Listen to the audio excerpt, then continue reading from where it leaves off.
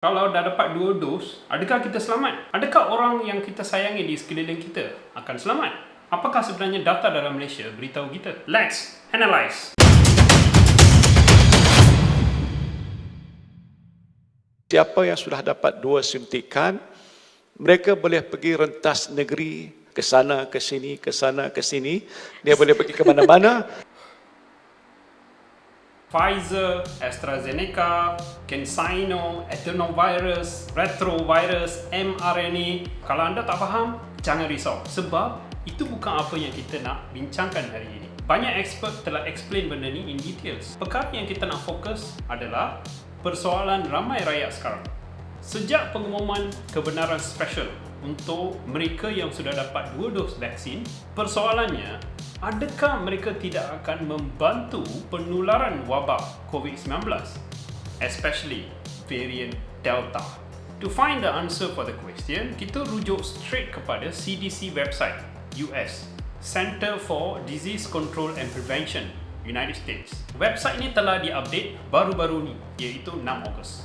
There are 4 things that you should take notice in this latest update.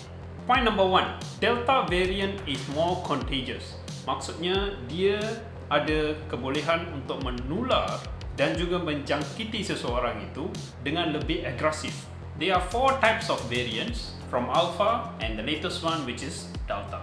Point yang kedua, Delta variant ni boleh menyebabkan simptom yang lebih teruk daripada varian-varian yang sebelumnya. Point nombor 3, sesiapa yang belum dapat vaksin lagi, mereka mempunyai kadar infectivity yang lebih tinggi pada varian Delta ya, and they are more likely to transmit the virus.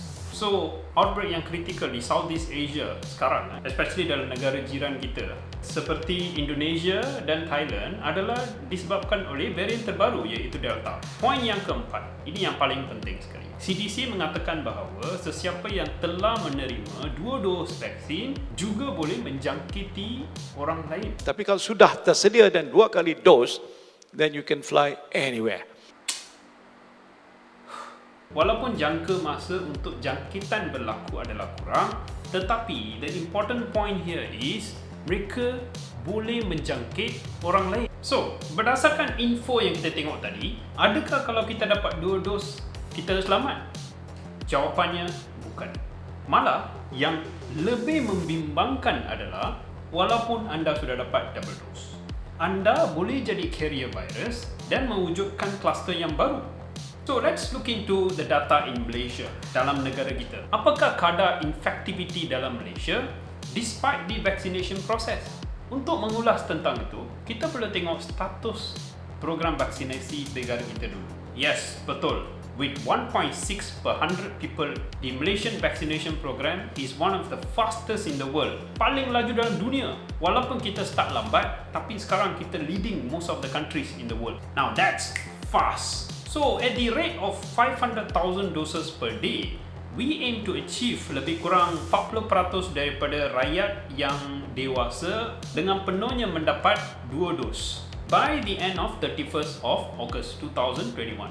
And kita plan untuk achieve 80% daripada populasi by the end of October 2021. Where are we now? So, ini adalah data yang kita extract 13 Ogos from 26 million doses which has been administered. Hanya 30% daripada populasi kita yang telah mendapat double dose. Now, of course, 40% is the target end of August. Sekarang sudah 30%, maksudnya ya, possible. But remember, our target is to vaccinate 80% daripada kita punya populasi. Maksudnya kita masih ada lagi 26 million of us yang perlukan double dose. The interesting part here is how it looks like sekiranya saya compare COVID vaccination rate against COVID infection rate dalam Malaysia. So, mengikut graf kita boleh nampak of course vaccination memang laju, tapi kes tengah meletup. Ini yang membimbangkan sebab kita masih dalam lockdown.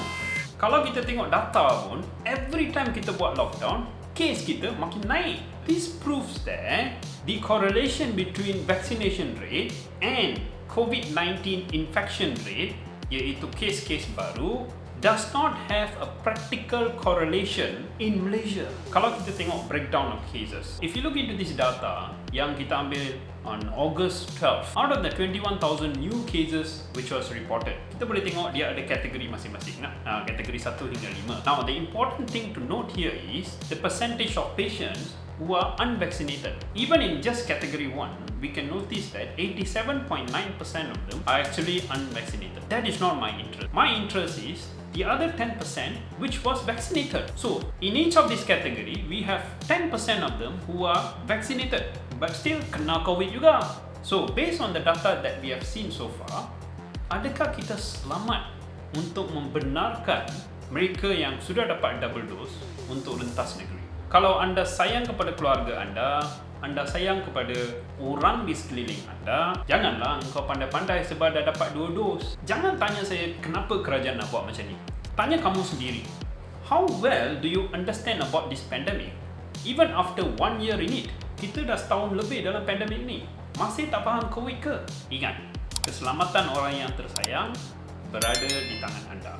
Saya Harin dari Duitku TV and see you in the next video. Bye-bye.